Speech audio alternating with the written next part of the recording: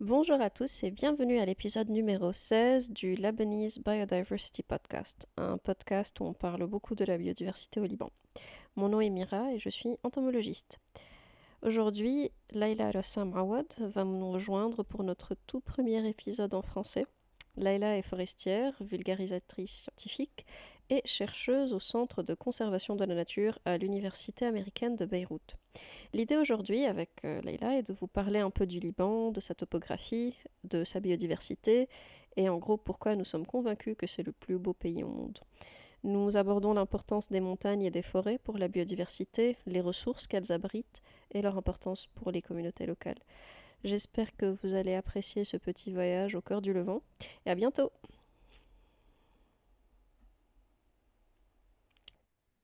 Bonsoir Leïla, comment vas-tu aujourd'hui? Samira, ça me fait plaisir d'être là. Je vais bien. Eh ben, merci de venir une deuxième fois. C'est vraiment sympa de ta part. On pourrait commencer par en apprendre un peu plus sur toi et ton parcours. Sûrement. Alors, j'ai commencé mon parcours par étudier l'agronomie à l'université libanaise. Et puis, pour mon master, j'ai choisi le génie forestier comme spécialité. À part ça, et à part mon éducation, j'ai une passion pour la communication de la science. Et ce que ça signifie, c'est le fait de transformer les notions scientifiques complexes et techniques en des messages si simples et accessibles à tous. Ok, super. Pourquoi est-ce que tu as décidé de faire ce genre d'études d'ailleurs, si on revient un peu en arrière? Alors, ce n'était pas vraiment une décision à laquelle j'ai longtemps pensé et planifié. Et sûrement, mon choix n'est pas venu suite à une orientation professionnelle, mais plutôt parce que simplement, je sais très bien que j'adore la nature depuis mon enfance. Et c'est vraiment là où je trouve mon refuge. Et quand je devais choisir un métier et que j'ai découvert que les forêts pouvaient être un choix, je n'ai pas hésité, même en l'absence de l'encouragement et du support de mon entourage. D'accord. Bah, du coup, nous sommes heureux que tu aies pris ce chemin et qu'en plus maintenant tu as choisi de faire de la vulgarisation à côté de ton travail. Est-ce que tu pourrais nous en dire un peu plus sur ton travail actuellement? Donc, sur ce que tu fais actuellement. Mhm. Alors maintenant, je travaille comme chercheuse à l'Université américaine de Beyrouth et spécifiquement dans le Centre de la conservation de la nature. Et ce que je fais, c'est un peu diversifié et multidisciplinaire. Alors, j'aide à écrire des propositions de projets, à les exécuter, à faire des recherches sur plusieurs sujets et encore à contribuer aux publications du centre. Notre travail sur ces divers sujets exige une approche participative où les communautés font partie intégrale de tout projet au lieu de parachuter nos idées académiques. D'accord, ouais, c'est super. Nous parlerons un petit peu plus de tes projets actuels un peu plus tard dans cet entretien. Et Mhm, aujourd'hui, en gros, tu t'es porté volontaire pour parler un peu du Liban, du contexte un peu plus général du Liban et de la biodiversité au Liban à un public qui ne connaît pas le pays ou qui peut-être le connaît un petit peu.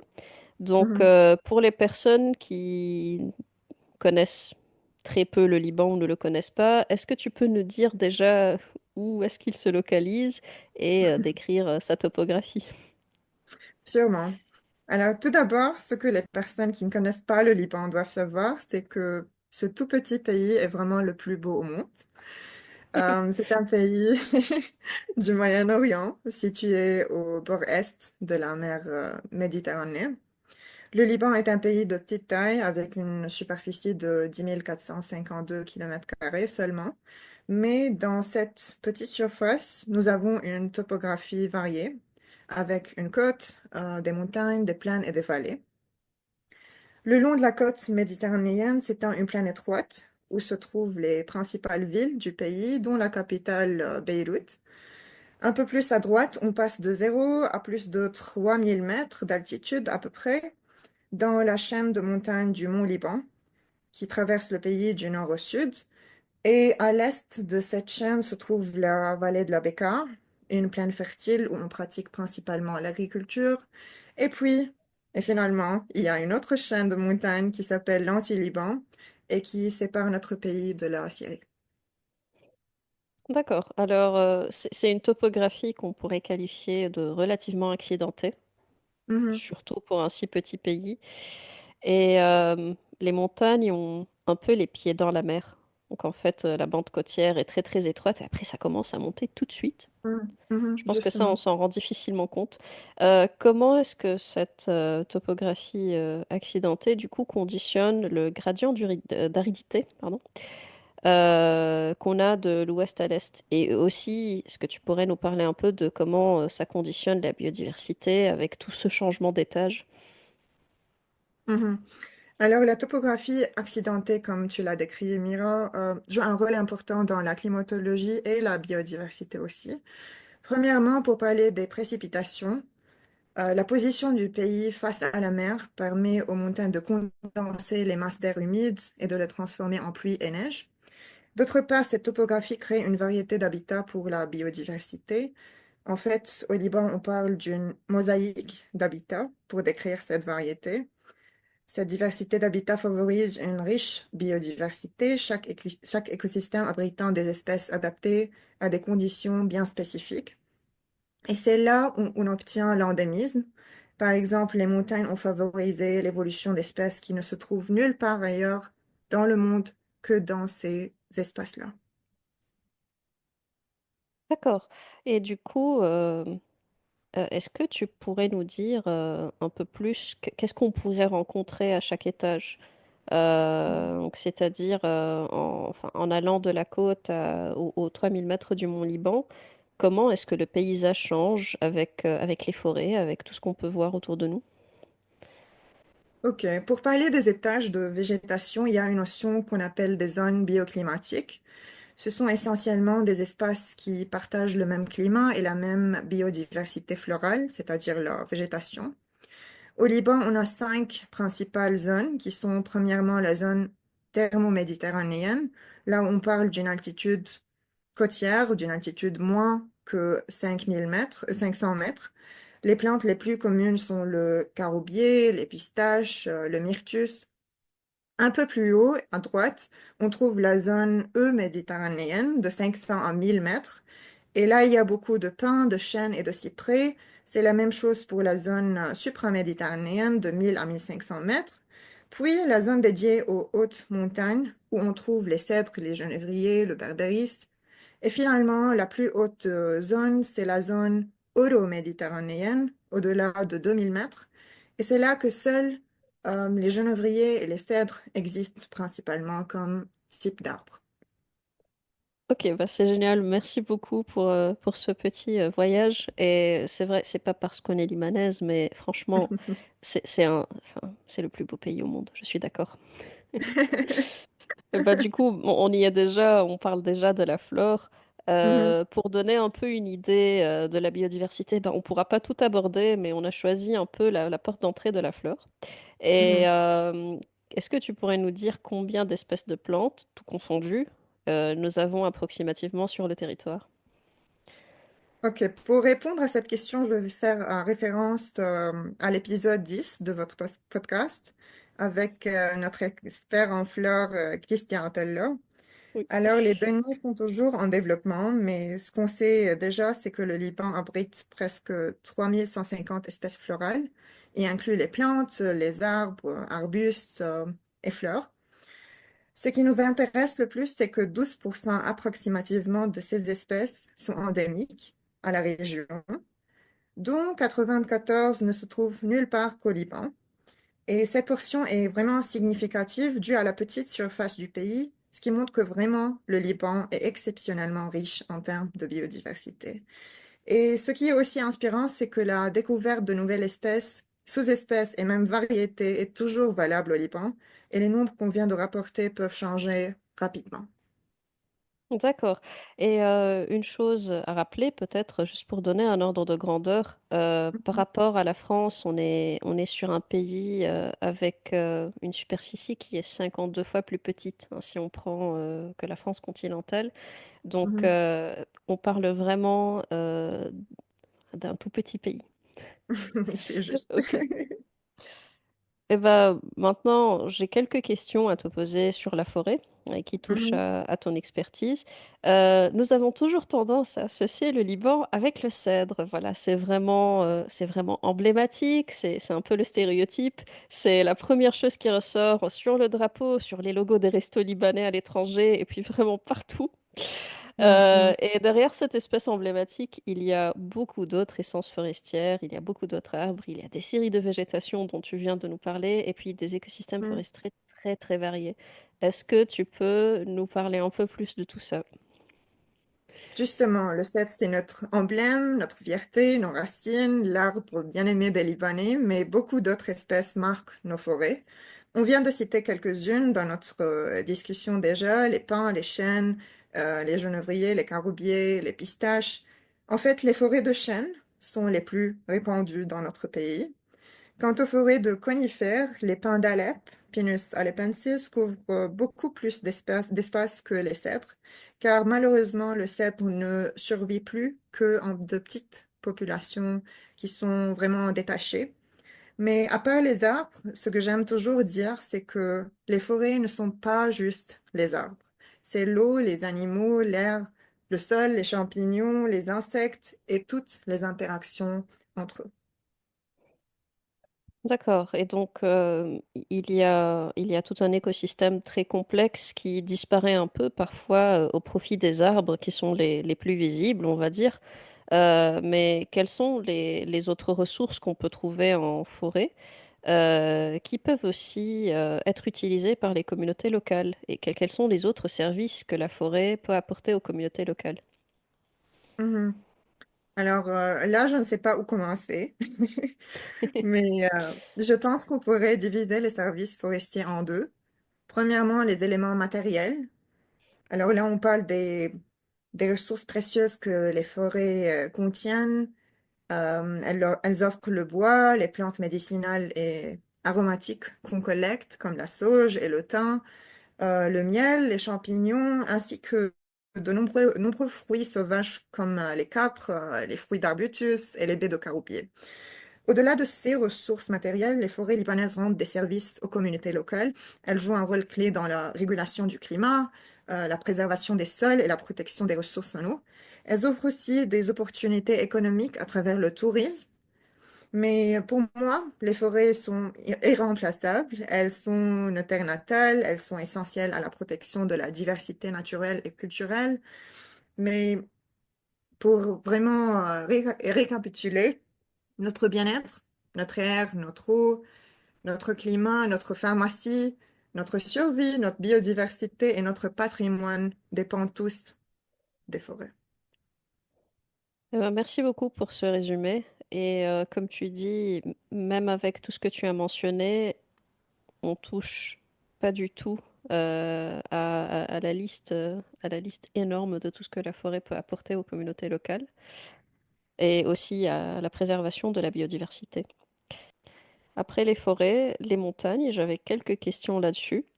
Euh, une phrase qui revient tout le temps, c'est que le Liban tombe dans un hotspot de biodiversité méditerranéenne. Donc, en fait, qu'on a euh, tout un pan, toute une partie de la côte méditerranéenne qui est dans ce hotspot de biodiversité. Le Liban est en plein dedans.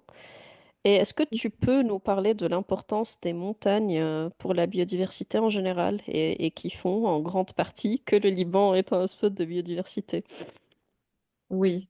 Alors, les montagnes jouent un rôle essentiel dans la préservation de la biodiversité. D'abord, elles offrent une diversité d'habitats et incluent les forêts denses, les prairies et vallées profondes. Et cette variété de paysages permet d'abriter une faune et une flore endémiques et emblématiques, adaptées aux conditions extrêmes de la montagne.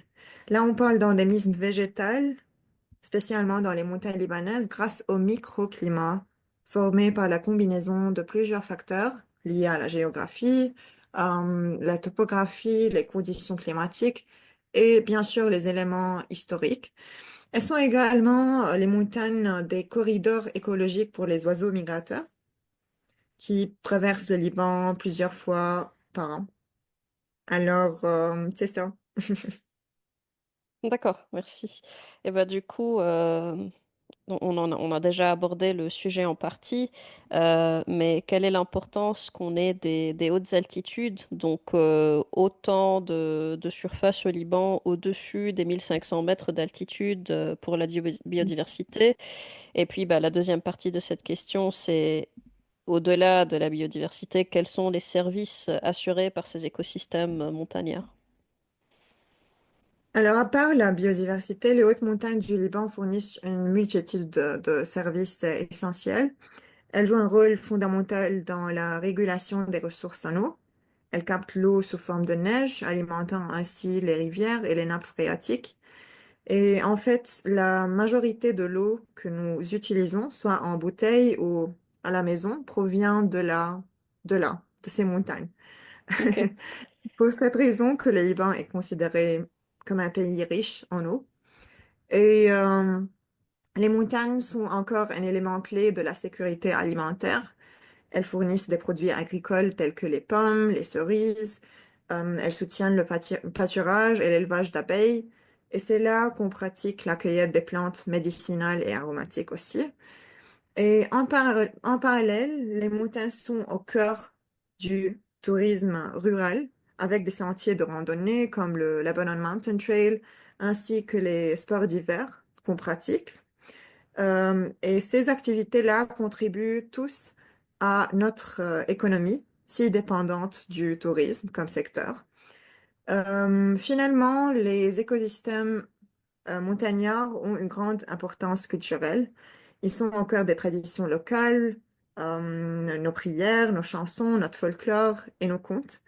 Elles sont bien plus que des paysages naturels, elles forment notre patrimoine et notre identité. Dans tout ce que tu viens de nous dire, là, on perçoit déjà la grande importance, mais aussi la fragilité de ces milieux-là, Mhm. parce qu'on en dépend pour beaucoup de services écosystémiques et autres, en fait, pour d'autres utilisations aussi. Donc, pour ceux qui ne sont pas très familiers avec la situation au Liban, est-ce que tu peux nous parler un peu de la difficulté de la conservation de ces milieux-là sur le long terme, en fait, de trouver parfois des solutions, de garder toutes ces utilisations et toutes ces exploitations durables? Mhm. Mhm. On peut vraiment lister une infinité de défis, mais les trois principaux sont l'urbanisation. Alors, on parle là de l'expansion urbaine incontrôlée. Ceci entraîne la déforestation, la fragmentation des habitats et la perte essentiellement de la biodiversité. Le second défi, c'est l'exploitation des ressources naturelles, par exemple la coupe illégale du bois, surtout pour le chauffage, qui affecte gravement les forêts libanaises en haute montagne. Et finalement, le changement climatique, là, l'augmentation des températures et les précipitations irrégulières entraînent une sécheresse qui affecte les forêts et la régénération naturelle dans les montagnes. Ça aboutit également à l'érosion des sols et la dégradation de ces écosystèmes montagnards. On peut encore énumérer plusieurs problèmes liés à la pollution, le manque de financement, la duplication des efforts, l'instabilité géopolitique sûrement, les guerres et ainsi de suite. Mais ce qui est bien, c'est que malgré tous ces défis, nombreux projets de conservation existent déjà. Eh ben, c'est super, ça nous donne toujours de l'espoir et puis surtout, ça nous donne de l'espoir de voir autant de personnes actives autour de ces thématiques-là et de voir que les forêts sont encore là malgré tout. Ah, c'est Mhm. pas rien. Bon, bah, on en arrive à notre tout dernier point là. Euh, on a abordé un peu les difficultés et il y a beaucoup de difficultés qui sont plus liées au contexte du Liban et du Levant avec l'instabilité géopolitique et puis d'autres qui sont un peu plus généralisées sur le pourtour méditerranéen. Donc pour les personnes qui nous écoutent et qui s'intéressent aux écosystèmes montagnards et aux montagnes de la Méditerranée, comment est-ce qu'ils peuvent participer à la conservation? Est-ce qu'il y a des programmes en cours? Euh, voilà. Alors, pour ceux qui souhaitent contribuer à la conservation des montagnes, plusieurs actions concrètes peuvent se faire, même à l'échelle individuelle et aussi au niveau collectif. Voilà quelques suggestions. Premièrement, participer à des projets de reboisement et de restauration écologique pour aider les organisations qui y travaillent. Deuxièmement, engagez-vous dans des actions de sensibilisation et d'éducation environnementale. Ceci permet de diffuser des informations sur la biodiversité et la nécessité de protéger les montagnes. Un autre point, c'est encourager et pratiquer un tourisme responsable et respectueux de l'environnement pour limiter les impacts négatifs sur la nature. Euh, Vos actions peuvent être aussi simples que réduire la production de déchets, utiliser un transport durable, ne pas piétiner les petites plantes qui viennent de pousser. Et aussi, en tant que chercheuse, j'invite le public à participer à des initiatives de sciences citoyennes pour collecter des données sur la faune, la flore, les conditions climatiques des montagnes.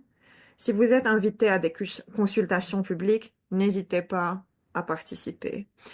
Et enfin, pour ceux qui ont des fermes agricoles dans les montagnes, je vous invite à adopter des pratiques agricoles durables comme l'agroforesterie ou l'agriculture bio sans pesticides. J'espère que ça, comme activité, ça sert à conserver les Oui, montagnes. oui, bah c'est super, merci beaucoup. C'est déjà plusieurs points d'intervention que chacun peut faire chez soi, en gros, et puis pour les personnes qui ont une exploitation. Euh, on sait qu'il y a aussi déjà des programmes et des ressources en cours qui peuvent les aider à faire la transition. Mhm. Et bah voilà, on arrive au bout de cette interview. Merci beaucoup d'avoir pris le temps de refaire, enfin de revenir sur le podcast et puis surtout d'enregistrer le tout premier épisode en français avec moi.